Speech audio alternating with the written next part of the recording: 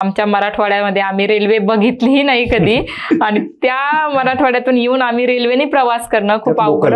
काय त्या नोकरीचं करायचं की जिथे आपली माणसं जातात आणि तुम्हाला ती सुट्टीही देत नाहीयेत. आम्ही अंत्यसंस्कार करायला स्मशानभूमीत गेलो आणि गावाकडे आता सगळ्यात मोठी ग्रामपंचायत आहे माझी.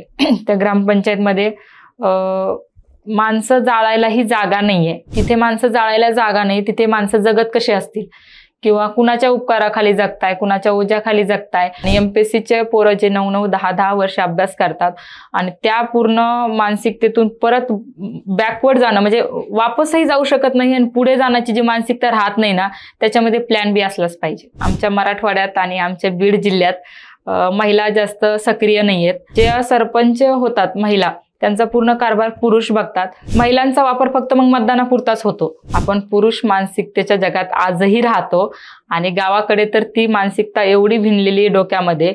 एक महिला घराच्या बाहेर निघणं किंवा एक मुलगी घराच्या बाहेर निघणं म्हणजे खूप मोठी गोष्ट आहे. लोक काय म्हणतील आणि 4 लोक काय म्हणतील हा विचार खूप मागे टाकलाय मी. कारण 4 लोक फक्त खांदा द्यायला तुम्हाला येतात, 4 लोक काही करत नाहीत. कारण एक महिला पुढे जातीये तर तिला नावं ठेवणाऱ्या आधी महिला असतात, त्याच्यानंतर तो पुरुष तिला नाव ठेवतो. महिला म्हणून तुम्हाला नेता म्हणून घ्यायला जो मेल इगो असतो ना, तो कधीच परवानगी देत नाही. जोपर्यंत तरुण राजकीय क्षेत्रात येत नाही तोपर्यंत या महाराष्ट्राची दिशा बदलणार नाही.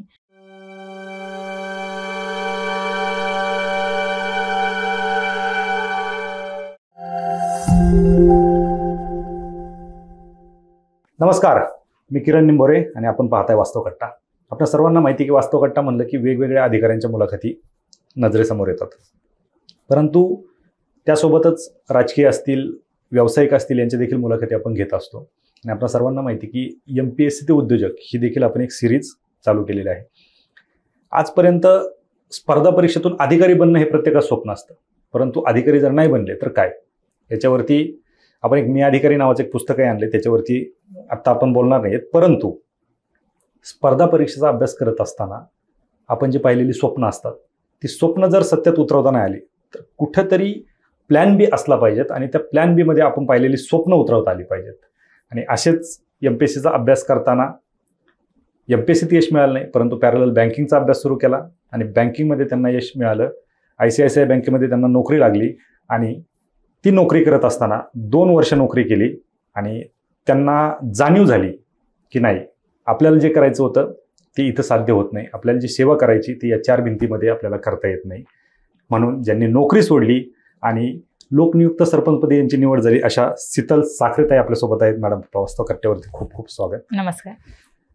त्यांनी MPSCचा अभ्यास केला, बँकिंगचा अभ्यास केला, नोकरी मिळवली, नोकरी सोडली आणि राजकारणात आल्या. राजकारणाच्या आधी समाजकारणात आल्या आणि लोकनियुक्त सरपंच. म्हणजे एक मुलगी म्हणूयात आपण, एक मुलगी अभ्यास करते स्पर्धा परीक्षेचा, नोकरी सोडते आणि गावाकडे जाऊन सरपंच बनते. आपल्याला माहिती, आम्हाला माहितीच आहे की तर तुम्ही मराठवाड्यासारख्या ठिकाणी बीड, महिलांना एवढं प्राधान्य दिलं जात नाही. फक्त बीड आणि मराठवाडा म्हणूनच नाही, महाराष्ट्रातच देशामध्ये आपल्याकडे आम्ही पाहतो की सरपंच जर महिला असेल तर कारभार तिचा नवरा चालवत असतो. बरोबर. अशा परिस्थितीमध्ये तुम्ही सरपंच झालात. हा प्रवास आम्हाला तुमच्याकडून जाणून घ्यायचा. परंतु तत्पूर्वी आपल्याकडे मॅक्झिमम क्राऊड हा स्पर्धा परीक्षेची तयारी करणार आहे. तुम्ही स्पर्धा परीक्षेची तयारी करत होतात, बँकिंगची तयारी करत होतात. मग इकडे राजकारणाकडे किंवा सरपंच होण्यासाठी तुमचं यायचं काय नेमका उद्देश काय होता? प्रथमतः MPSCचा अभ्यास करताना सगळ्याकडेच प्लॅन बी हा रेडी असावा. कारण यश मिळेलच याची शाश्वती तुम्ही किती अभ्यास करता, किती परिश्रम करता याच्यावर टिकलेलं असतं. आणि तिथे मी कुठेतरी कमी पडले, बाकी परिस्थिती असेल, वेळ असेल, याला दोष न देता मी कुठेतरी कमी पडले, मी स्वतःला दोष दिला. आणि या सगळ्यामध्ये प्लॅन बी हा ऑलरेडी होता डोक्यामध्ये की हे काही जरी नाही झालं, अधिकारी नाही जरी झालं, त्या आपल्याला समाजकार्य करायचंय, त्याच्या माध्यमातून आपण लोकांपर्यंत पोहोचू, त्याच्या माध्यमातून लोकांची सेवा करायची, हे एक ध्येय किंवा हा एक विचार घेऊन मी राजकारणात आले. आणि राजकारणात येण्याच्या पाठीमागची भरपूर मोठी एक स्टोरी आहे की आवडेल आम्हाला, जी मला राजकारणात घेऊन येण्यासाठी आपण म्हणतो की त्या स्टोरीमुळे एक आहे की एक घटना, एक भावनिक क्षण असेल किंवा एक टर्निंग पॉइंट आयुष्याचा तो ठरला की त्याच्यामध्ये मी राजकारणात उतरायचा निर्णय घेतला. काय होता? त्याच्यामध्ये एक असं होतं की मी बँकिंगचा तिथे नोकरी करत असताना आता जीवाची मुंबई आणि मुंबईमध्ये थांबला तो संपला आणि तिथे प्रवास करताना रोज रेल्वेचा प्रवास असेल, जो रोज सकाळी उठायचं, आवरायचं, रेल्वेने प्रवास करायचा आणि तो आयुष्यात कधीही न केलेला. आमच्या मराठवाड्यामध्ये आम्ही रेल्वे बघितलीही नाही कधी आणि त्या मराठवाड्यातून येऊन आम्ही रेल्वेने प्रवास करणं खूप अवघड आणि त्यात लोकलने प्रवास करणं खूप अवघड होतं. त्यात ती गर्दी, त्यात आपल्याला आपण कधीही एवढी गर्दी बघितलेली नाहीये. त्याच्यामध्ये ते जाणं, प्रवास करणं आणि आमच्या गावाकडे आईची आई, माझी आजी आहे, आम्ही त्यांना भाभी म्हणतो, भाभी म्हणायचो. त्या आता वारल्या. आता त्या मध्ये मध्ये आजारी असायच्या की खूप मला अचानक फोन यायचा रात्री की खूप सिरियस आहे. मग अशामध्ये असं व्हायचं की बँकवाले सुट्टी नाही द्यायचे आणि ज्यांनी मला लहानपणापासून सांभाळलं त्यांच्या शेवटच्या क्षणी मी त्यांच्या सोबत नाहीये हे कुठेतरी मनाला खूप वाईट वाटायचं. मग मी अशा वेळी त्या खूप एक वेळेस रात्रीचा मला फोन आला 12-1 वाजता की खूप सिरियस आहे आणि जातील म्हणून. तर मग आता मी बँकेत मेल टाकला आणि त्यांनी सांगितलं की तुम्हाला सुट्टी नाही देणार. मग काय त्या नोकरीचं करायचं की जिथे आपली माणसं जातात आणि तुम्हाला ती सुट्टीही देत नाहीयेत, जिथे माणसांना आपली गरज आहे आणि ज्यांनी आपल्याला आयुष्यभर सांभाळलंय आणि त्यांच्या म्हातारपणात आपण त्यांना सांभाळू शकत नाही. मग आम्ही गावाकडे गेले आणि मी न सांगता गावाकडे गेले. सांगितलं की मला नाही जमणार, मी आजारी आहे किंवा घरचे आजारी असं सांगून मी गेले गावाकडे. आणि तिथे एक असं झालं की आजी वारल्या, म्हणजे आजी गेल्या, आजींचं निधन झालं आणि या सगळ्यामध्ये आम्ही अंत्यसंस्कार करायला स्मशानभूमीत गेलो. आणि गावाकडे आता सगळ्यात मोठी ग्रामपंचायत आहे माझी. त्या ग्रामपंचायतमध्ये माणसं जाळायलाही जागा नाहीये. ही कुठेतरी हा एक खूप दुःखद घटना होती माझ्यासाठी, कारण याच्या आधी मी कुणाचंही मरण नाही बघितलं आमच्या घरामध्ये. आम्ही खूप छोटे होतो तेव्हा.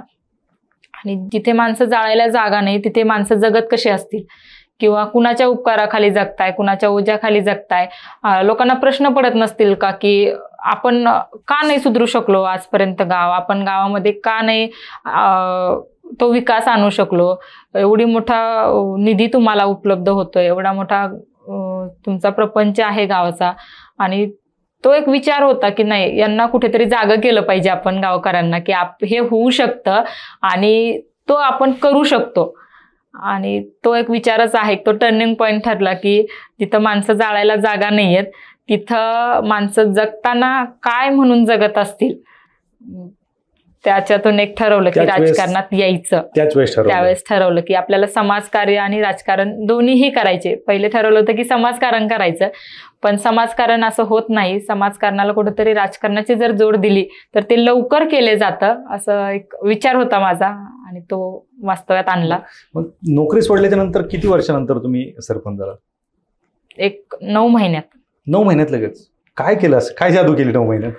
9 महिन्यात होण्याचं तो फक्त 9 महिन्याचा कालावधी माझ्यासाठी होता, पण त्याच्या मागची 30 वर्षाचं आयुष्य माझ्या वडिलांनी त्या गावात घालवलंय आणि त्यांनी समाजाची भरपूर सेवा केली. त्यांनी विविध लग्न लावलीत, गरिबांची लग्न लावली, त्यांना त्यांनी मदत केली आहे, कोणाचे जीव वाचवलेत, वेळेला त्यांनी धावून गेले, त्यांना रक्तदान दिलं, रक्त केलं. तर ह्या सगळ्या प्रवासामध्ये त्यांचं आहे खूप मोठं परिश्रम आहे त्यांचं पाठीमागे. आणि त्या परिश्रमाचा मी फक्त एक चेहरा बनले, जो की ते बनू शकत नव्हते. महिलांना जागा होती आमच्या तिथे आणि त्याचं श्रेय, त्यांचं पूर्ण आयुष्याचं श्रेय मला भेटलं आणि मी सरपंच झाले. बरं, सरपंच झाल्याच्या नंतर कुठली कुठली कामं केली? सरपंच, स्मशानभूमीचा प्रश्न होता तो मिटला? तो आजही तसाच आहे. 2 वर्ष झालं. तो खूप मोठा प्रश्न आहे माझ्या गावचा. तो माझ्या एकटीने किंवा माझ्या बॉडीने किंवा पूर्ण सदस्य बॉडीने नाही सुटणारा. त्याला मीटिंग घेऊन, म्हणजे कुणीतरी करायला गेलो की कुणीतरी, आपण विरोधक म्हणतो, विरोधक असतात आणि त्याचं श्रेय मला नाही जाऊ द्यायचं. त्याच्यामुळे कुणीतरी त्यात आडवं येणार, कुणीतरी ते होऊ नाही देणार, याच्यासाठी खूप प्रयत्न करताय. आणि पण ते माझं एक टर्निंग पॉइंट होता की त्यामुळे मी तिथे आले आणि 100% ते काम मी पूर्ण केल्याशिवाय काही पुढे जाणार नाहीये. येत्या 6 महिन्यात ते काम 100% पूर्ण होईल. बरं, तुमच्या राजकीय प्रवासाकडे परत येऊ, थोडंसं मागे जाऊया. जेव्हा स्पर्धा परीक्षेची तयारी करत होतात, तुम्ही MPSCची तयारी करत होता आणि बँकिंगची तयारी करत होतात. जनरली बँकिंगची तयारी करणारा क्राऊड वेगळा असतो, ते कधीच MPSCकडे जात नाही, MPSC वाले बँकिंगकडे जात नाहीत. तुम्ही कसं बॅलन्स करत होता ते? मॅथ आणि सायन्स हे कॉमन आहे बँकिंग वाल्यांना आणि MPSC वाल्यांना पण. तर मॅथ आणि सायन्सवरच म्हणजे ग्रामर, इंग्लिश ग्रामर त्याच्यावरच ती बँकिंग काढली मी. अच्छा, म्हणजे तुमचं त्याच्यात हातखंडा होता? नाही, एवढाही नाही, पण ते निघून गेलं. चला, एक लक बाय चान्स म्हणू आपण त्याला. आणि मग बँकेची नोकरी सोडली असं नाही वाटलं का एमपीएससी तयारी केली पाहिजे? नाही, कारण मी कुठेतरी कमी पडले म्हणून मी तो रिस्क घेतली ती की चला आपण ते करू म्हणून. आणि मग एमपीएससी तयारी करायची कशामुळे ठरलं होतं का? फक्त समाजसेवेची आवड होती आणि काहीतरी बनायचंय म्हणून? समाजसेवेची आवडही होती, पण एक अधिकारी व्हायचं हे लहानपणापासूनचं स्वप्न असतं. आणि ते वडील अधिकारी आहेत, तर त्यांनी सांगितलं की आपल्याला अधिकारी व्हायचे. आणि पण मी कुठेतरी कमीच पडले. त्यामुळे परिस्थितीला कुणाला दोष न देता आपण प्लॅन बी, प्लॅन सी ऑलरेडी रेडी होते माझ्याकडे, त्याच्यामुळे प्लॅन बी चॉईस केला. प्लॅन बी असला पाहिजे, 100% असला पाहिजे. आणि एमपीएससीचे पोरं जे 9-9, 10-10 वर्ष अभ्यास करतात आणि त्या पूर्ण मानसिकतेतून परत बॅकवर्ड जाणं म्हणजे वापसही जाऊ शकत नाही आणि पुढे जाण्याची जी मानसिकता राहत नाही ना, त्याच्यामध्ये प्लॅन बी असलाच पाहिजे. बरोबर. आता तुम्ही ग्रामपंचायतमध्ये काम करतात, गावाने तुमच्यावर जबाबदारी टाकली, विश्वास दाखवलाय, काय काय कामं केली आतापर्यंत? एक विजनने मी काम करते सध्या तरी. स्वच्छतेवर काम करते. गावामध्ये जे गटार असतात, जे उघडे गटार असतात, आज 70% मी ते भूमिगत नालीचं काम केलंय. म्हणजे आज गटार उघडे नाहीयेत आणि त्याच्यावर 70% मी सिमेंट रोडचे कामं केलेत. ओके. आणि बऱ्यापैकी असं म्हटलं जातं की महिलांना राजकारणामध्ये जास्त काम करून दिलं जात नाही, असंही महिलांचा टक्का कमीच आहे, असं काय तुम्हाला अनुभव येतो? 100%. आमच्या मराठवाड्यात आणि आमच्या बीड जिल्ह्यात महिला जास्त सक्रिय नाहीयेत तुलनेत पश्चिम महाराष्ट्राच्या. आणि ज्या महिला सक्रिय आहेत त्या क्वचित असतील, ज्यांच्या मागे कुठला व्याप नसेल. आणि जे सरपंच होतात महिला, त्यांचा पूर्ण कारभार पुरुष बघतात. पण तुम्हाला सरपंच काय म्हणून केलेलं असतं गावकऱ्यांनी किंवा महिलांनी, तुम्ही एक महिला म्हणून, आणि तुम्ही त्या महिलांचे जर प्रश्न जाणून घेण्यासाठी त्या ग्रामपंचायतमध्ये नसाल तर महिलांचा वापर फक्त मग मतदानापुरताच होतो. आणि हे कुठेतरी बदललं पाहिजे. आणि कारण येणारा जोही कुणी सरपंच असेल, XYZ, आज नाही सांगू शकत मी, पण कोणीही असेल, तर त्यांना ही जाणीव झाली पाहिजे की आपण जर महिला म्हणून उभा राहिलो तर काम महिलालाच करावे लागेल. इथे पुरुषाला काम करून नाही चालणार. इथून पुढं जो एक पायगंडा मी चालू केलाय तो असा सतत चालू राहील, यासाठी मी काम करते. 100% ते गरजेचं आहे. पण काय अडचणी येतात तशा? खूप अडचणी येतात. आपण पुरुष मानसिकतेच्या जगात आजही राहतो आणि गावाकडे तर ती मानसिकता एवढी भिनलेली डोक्यामध्ये. एक महिला घराच्या बाहेर निघणं किंवा एक मुलगी घराच्या बाहेर निघणं म्हणजे खूप मोठी गोष्ट आहे. आमच्या तिकडे 18+ किंवा 25+ झाले की लग्नाचा विचार असतो. आमच्या इकडे आजही बालविवाहाचं प्रमाण आहे थोड्याफार प्रमाणात. तर ते कुठेतरी जुगारून घरच्यांनी जो विश्वास टाकलाय की नाही हे तुझं आहे, हे तुलाच सांभाळायचे, आम्ही त्यात हस्तक्षेपही करणार नाहीयेत, ते खूप मोठी गोष्ट आहे. आणि घरच्यांचा विश्वास आहे, लोक काय म्हणतील आणि 4 लोक काय म्हणतील हा विचार खूप मागे टाकलाय मी. कारण 4 लोक फक्त खांदा द्यायला तुम्हाला येतात, 4 लोक काही करत नाहीत. आणि मेल्यानंतर तुम्ही किती चांगले आहात हे सिद्ध करायला तुम्हाला आयुष्यभर जगावं लागतं, झुकडावं लागतं आणि संघर्ष करावा लागतो. त्यापेक्षा 4 लोकांचा विचार न केलेला बरा. बरोबर.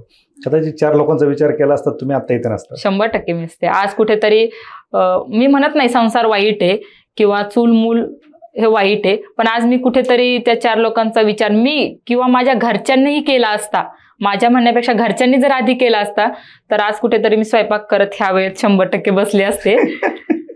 बरं, ज्यावेळेस तुम्ही बँकिंगची नोकरी सोडली, बँकेतली एवढी नोकरी, एक तर नोकऱ्या भेटत नाहीत विशेषतः मुलींना, नोकरी भेटली होती, नोकरी सोडली, घरून विरोध नाही झाला? नाही. ह्या राजकीय पूर्ण एक 3 वर्षाचा 2 वर्षाचा प्रवास जो आहे त्याच्यामध्ये सर्वात जास्त खंबीर साथ ती माझ्या वडिलांची आणि माझ्या भावाची आहे. त्यांना कधीही वाटत नाही की आपल्या मुलीने घरात बसावं, आपल्या मुलीने 4 माणसांमध्ये जाऊ नये, आपल्या मुलीने संसार करावा, असं त्यांना आज रोजी कधीही वाटत नाही. त्यांचं म्हणणं आहे की तू त्या सावित्रीची लेक आहे, तू त्या अहिल्याची लेक आहे, तू त्या जिजाऊंची लेक आहे की ज्यांनी पूर्ण संघर्ष केला आयुष्यभर आणि तुम्हाला आज बसण्याचा मान दिला, तुम्हाला आज खुर्चीत बसण्याचा मान असेल, तुम्हाला समाजात वावरण्याचा जो मान त्यांनी दिलाय तो तुम्ही आज वाया का घालवताय, तुम्ही ते जीवन वाया का घालवताय ह्या क्षुल्लक गोष्टीमुळं. कारण ते आयुष्यात कधी ना कधी होणारच आहे, असं नाही की ती गोष्ट कधी थांबती म्हणून. तर त्यांचं आहे की तू लढ आणि तू पुढे जा. ज्यावेळेस इलेक्शन लागले तुमच्या ग्रामपंचायतचे त्यावेळेस म्हणजे तुम्हाला कल्पना होती आपल्याला उभं राहायचं निवडणुकीसाठी, तिकीट मिळणार आहे? तिकीट मिळणारे ही कल्पना नव्हती. त्यासाठी खूप म्हणजे हे करायला लागलं. आमचे जे नेते आहेत भैयासाहेब, आम्ही अमरसिंह पंडित, आमचा पूर्ण तालुका त्यांना भैयासाहेब म्हणतो. आम्ही त्यांच्याकडे गेलो, मी आणि वडील, आणि त्यांना सांगितलं की साहेब मला लढायचे आणि मला तुमच्या पार्टीकडून लढायचे, मला एक संधी द्या आणि नक्कीच मी त्या संधीचं सोनं करेल. कारण कसं असतं, तुम्ही एखाद्या पक्षात अचानक येता आणि तुम्हाला ती संधी देणं वरिष्ठांनाही मान्य नसतं. आणि त्यातली त्यात एक मुलगी अचानक येते, कुठेतरी शहरातून येते 9 महिन्यात, आणि तिला लढायचे. त्यात विरोधही होतो कुठेतरी, कारण वर्षानुवर्ष कार्यकर्ते असतात, पदाधिकारी असतात, वरिष्ठ ज्येष्ठ, त्यांना लढायचं, ते त्यांच्यासाठी तो चान्स असतो आज आलेला. आणि त्या सगळ्यांना डावलून मला चान्स देणं किंवा मला लढ म्हणणं हे त्यांच्यासाठी अवघड होतं. पण त्यांनी सगळ्यांना विचारलं की आपण देऊ का तिला चान्स, विचारात घेतलं आणि सगळ्यांचा होकार आला की हो तुम्ही चान्स द्या तिला, ती नक्कीच संधीचं सोनं करेल. ज्यावेळेस प्रचार वगैरे सुरू होते भाषण वगैरे करायचं तुम्ही? हो. सभा गाजवणे वगैरे? हो. ऍक्सेप्ट केलं लोकांनी त्यावेळेस? केलं, ऍक्सेप्ट केलं लोकांनी. कारण एक महिला म्हणून मी महिलांसाठी हक्काचं स्थान बनलेले होते. एक महिला म्हणून मी त्यांना सांगायचे की मी तुमची लेक आहे. गावामध्ये म्हाताऱ्या बायका असतात, त्यांना मी सांगितलं तुमची नात आहे आणि तुम्ही रात्री अपरात्री तुम्हाला कसल्याही अडचणी आल्या, एक महिला म्हणून तुम्ही माझ्याकडे कधीही या, तुमच्या अडचणी मला जेवढ्या शक्य होतील तेवढं मी 100% सोडवते. आणि आजही मी ते महिला हक्काने घरी येतात की आम्हाला हे नाहीये, आम्हाला पाणी नाही, आम्हाला लाईट नाही, आम्हाला रस्ते नाही, आम्हाला नाल्या नाही. मग त्यामुळे ते हक्काचं स्थान झालं. आजपर्यंत महिला कधी घराच्या बाहेरही निघत नव्हत्या आमच्या गावामध्ये. महिला सरपंच असूनही त्यांना कधी माहीत नव्हतं की कारभार काय असतो किंवा कसा चालवला जातो. आज तो महिलांना माहीत झाला एका महिलेमुळे. मग ती आनंदाची गोष्ट की त्यांच्या चेहऱ्यावर कधी आनंदही आपण देता येतो मला. विविध कार्यक्रमाच्या माध्यमातून असेल, विविध उपक्रमाच्या माध्यमातून असेल, जिथे शीतलताईने कार्यक्रम घेतला तिथे महिलांची हजेरी 100% असते. क्या बात आहे. म्हणजे गावामध्ये तुम्ही महिलांसाठी सेपरेट प्रोग्राम पण घेता? हो. जनरली ग्रामीण भागामध्ये असे प्रोग्राम होत नसतात म्हणून विचारलं. बरोबर. आणि तुम्ही स्पर्धा परीक्षेची तयारी करत होता, तुमच्यासोबत तुम्ही पाहिलं असेल भरपूर मुली स्पर्धा परीक्षेची तयारी करतात, पण मुली अजूनही बाहेर पडायला तयार नाहीत त्याच्यातून. नाही.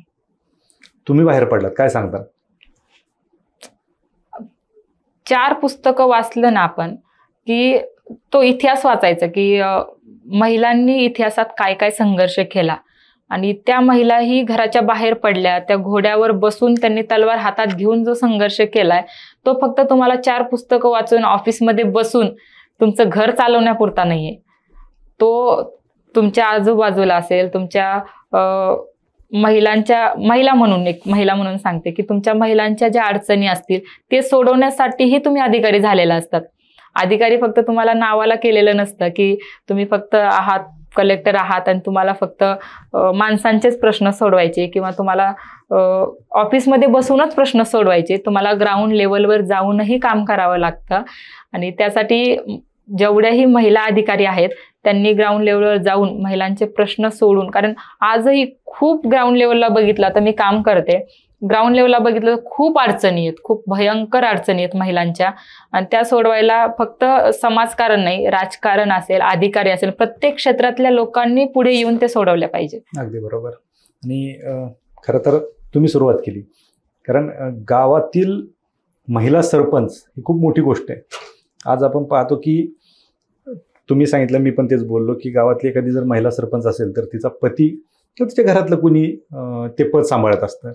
तुम्ही फक्त नावापुरते असतात.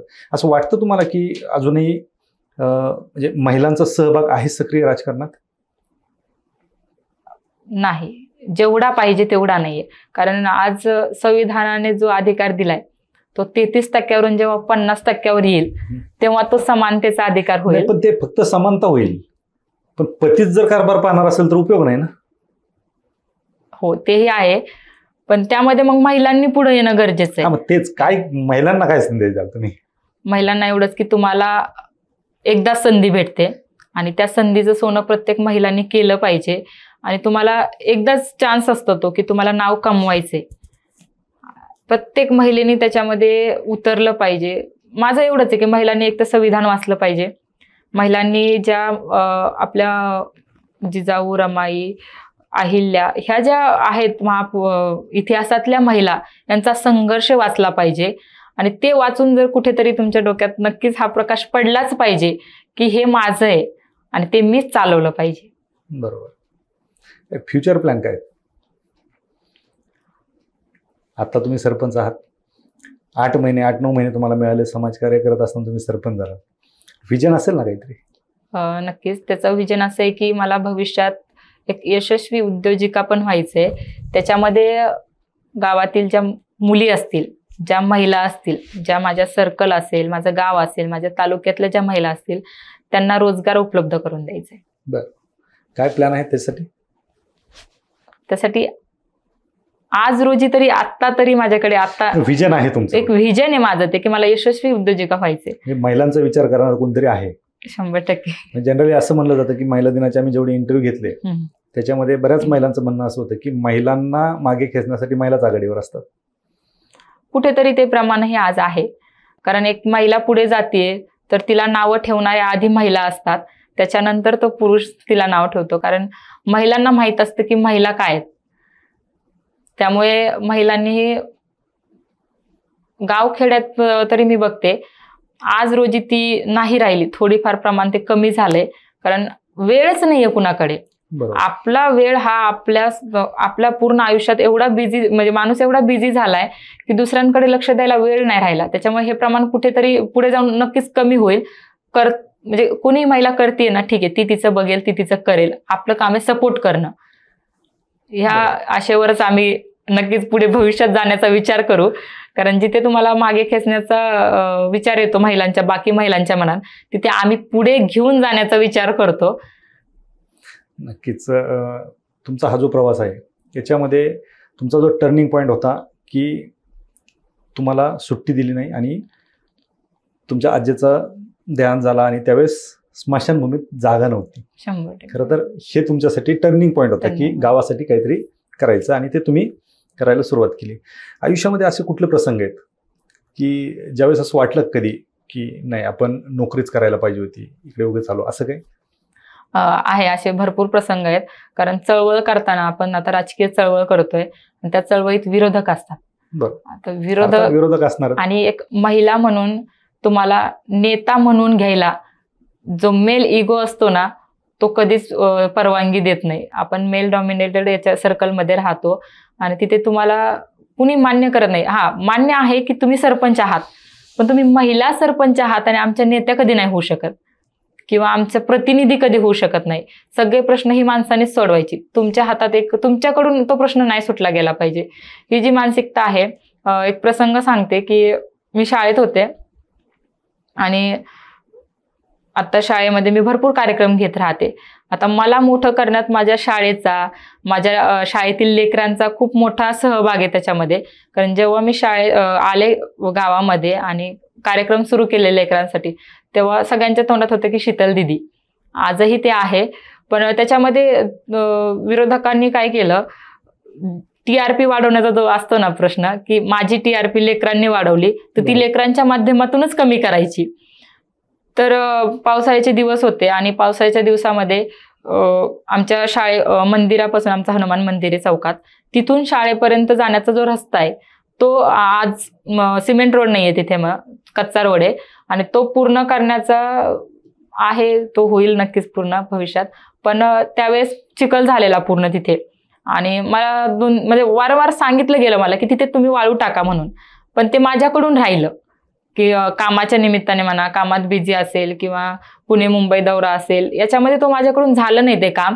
आणि एक दिवस असं झालं की ती संधी, म्हणजे आपण म्हणतो ना की विरोधकांना संधी नाही द्यायला पाहिजे कुठली, आणि ती संधी मी दिली स्वतःहून. ते मला जाणवलं की संधी मी दिली आणि त्याच्यामध्ये त्यांनी काय केलं, लेकरांना मध्ये आणलं. आता लेकरं म्हणल्यावर माझं एक आवडीचा एक काळजाचा विषय येतो की लेकरं म्हणल्यावर मी कुठल्या गोष्टीला नाही म्हणत नाही. कारण आपल्यामध्ये एक बालपण नावाची गोष्ट जिवंत असली पाहिजे. तर त्या लेकरांना त्यांनी सांगितलं की तुम्ही ग्रामपंचायत समोर जा, तिथे आरडाओरडा करा किंवा तिथे आंदोलन करा, आम्हाला रस्ता पाहिजे. ठीक आहे, लेकरं आली, आम्ही सांगितलं की होऊन जाईल म्हणून. पण त्याच्यामध्ये असे काही लेकरं असतात की त्यांना सांगितलं गेलेलं असतं की तुम्हाला हे करायचंय. तर त्यांनी सांगितलं ताई तुम्ही आमच्या बरोबर चाला आणि चालताना बघा की पाय किती भरतात. बर. तर मी नाकारू शकले नाही, मी नाही म्हणू शकले असते की झाला प्रश्न मिटला, मी रोड करणार आहे उद्या, मला तिथे यायची गरज नाही एक प्रतिनिधी म्हणून. पण कुठेतरी एक लेकरांची दिदी म्हणून मला ते वाटलं की जायला पाहिजे आपण. आणि लेकरांचं नक्कीच तो आहे अडचण मला जाणवली ती. मी त्या रस्त्याने गेले आणि माझे पाय भरले, एक गुडघ्यापर्यंत पाय तिथे भरत होते. पण त्याच्यामध्ये विरोधकांनी असं केलं की तिच्या अंगावर चिखल फेकायचा. बर. तर कुणीतरी तिच्या अंगावर पाणी फेकायचं पाठीमागून. आम्ही लेकरांसोबत चालतोय, लेकरांना सांगायचं की तुम्ही तिला ढकला म्हणजे ती खाली पडेल. म्हणजे ही जी नीच प्रवृत्ती आहे ना आजही समाजात, जी गावामध्ये राहते, हे नीच राजकारण झालं. एक महिलाला तुम्हाला बोलता येत नाही, एक महिलेच्या समोर तुम्हाला समोरासमोर तोंड देता येत नाहीये, तुम्ही लेकरांना मध्ये आणलं. ही जी गोष्ट आहे ना ती खूप ही चळवळ करताना खूप जाणवली मला. मग तेव्हा असं वाटलं की त्या काळात ज्या सावित्रीला ते भोगावं लागलं, कलियुगातल्या सावित्रीच्या लेकीलाही जर ते भोगावं लागत असेल तर आपलं कुठं स्वातंत्र्य आहे, आपण काय केलं किंवा आपण कुठे पुढे गेलो समाजात. बरोबर. आणि त्या काळी जे त्रास त्या लोकांनी दिला तीच मानसिकता आजही समाजात आहे. मग त्याच्यामध्ये तेव्हा असं वाटायचं की यार बरी होती नोकरी, कशाला पडलो याच्यामध्ये, काय गरज आहे, कुठे समाजाचा ठेका घेऊन बसलाय आपण, काय गरज आहे आपल्याला समाज सुधारायची, आपल्याला गाव सुधारायची, आहे तसं चालू दिलेलं बरं ना. हा विचार तेव्हा नक्कीच आला. पण नाही, त्या लढल्या तुलाही लढायचं, त्या लढल्या नसते तर आज मी नसते. हाच विचार आहे की त्या लढल्या तुलाही लढायचे. संघर्ष केल्याशिवाय कुणाला यश मिळत नाही. तशी मी रक्तानेच बी पॉझिटिव्ह आहे, त्याच्यामुळे माझा तसं नसात पॉझिटिव्हपणा घुसलेला आहे. नक्कीच नक्कीच. आजच्या या पॉडकास्टच्या शेवटी तुमचा खरं तर प्रवास झाला. हे सोपं नसतं, गाव सांभाळणं सोपं नाही. एक वेळेस राज्य सांभाळणं सोपं आहे, पण गाव सांभाळणं आणि त्यातल्या एका महिलेने, कारण अजूनही आपल्याकडे महिलेकडे महिला म्हणूनच पाहिलं जातं. 100%. पुरुष असेल तर डोळे झाकून विश्वास ठेवला जातो. महिलेवरती प्रत्येक क्षणाक्षणाला संशय घेतला जाईल की हिलाही जमणार आहे का, हिच्या जागेवर पुरुष असता तिने केलं असतं, आणि हे सहन करावं लागणार आहे.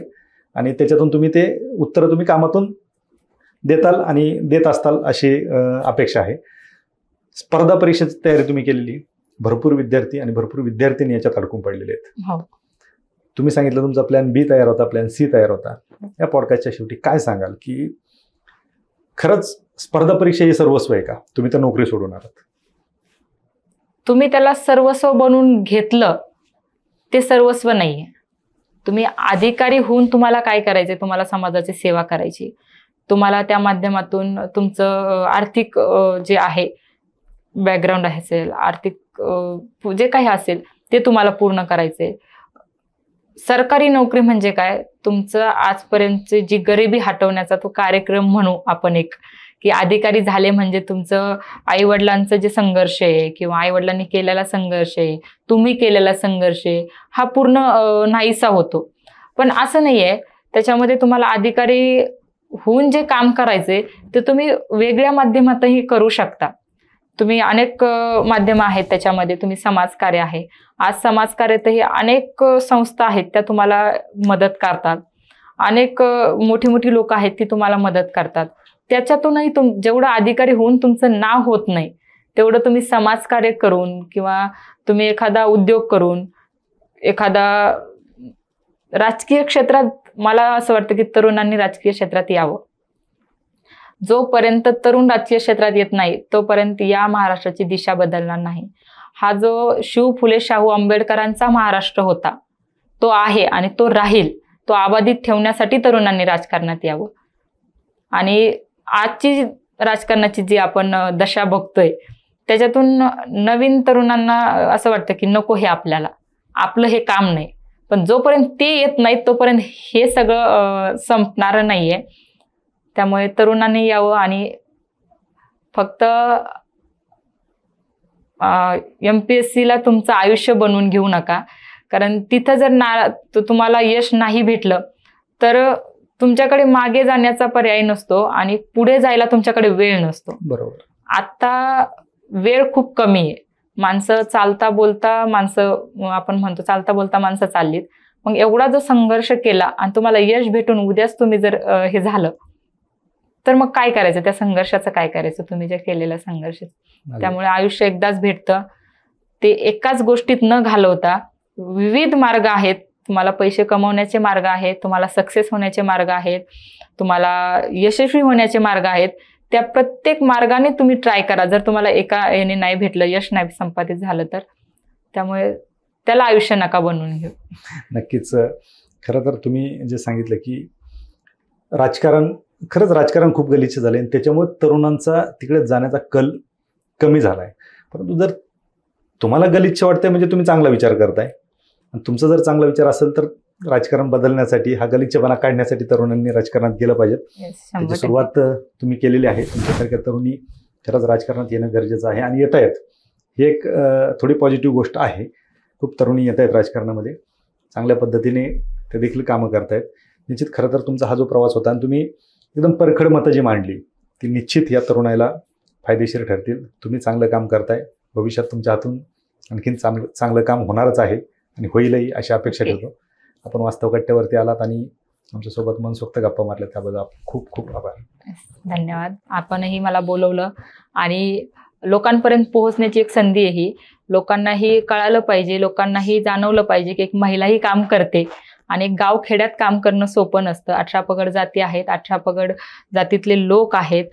प्रत्येक पावलापावलावर तुमचे वाईट व्हावं, वाईट चिंतावं म्हणून लोक असतात आणि विरोधक असतात. या सगळ्यांना झुगारून एक महिला काम करते आणि त्या महिलेला तुम्ही जगात समोर येण्याचं एक संधी देताय. त्याबद्दल तुमचेही खूप मनापासून आभार. थँक्यू.